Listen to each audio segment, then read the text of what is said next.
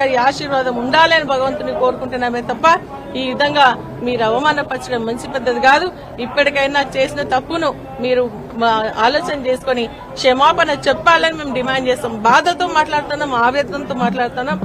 మాలాంటి ఎంతో మంది మహిళలు ఈ రోజు రాజకీయంగా ఇంట్రెస్ట్ లేకున్నా కూడా మేము వచ్చి ప్రజాసేవ చేసి కట్టుబడి ఉన్నాము అన్న విషయాన్ని మీరు గమనించాలని చెప్పేసి నేను తెలియజేస్తూ, మీరు ఖచ్చితంగా మరి ముఖ్యమంత్రి గారు, డిప్యూటీ ముఖ్యమంత్రి గారు కూడా మరి మీరు క్షమాపణ చెప్పాలి. మాకే కాదు, రాష్ట్ర మహిళలందరూ కూడా క్షమాపణ చెప్పాలని చెప్తా ఉన్నాం.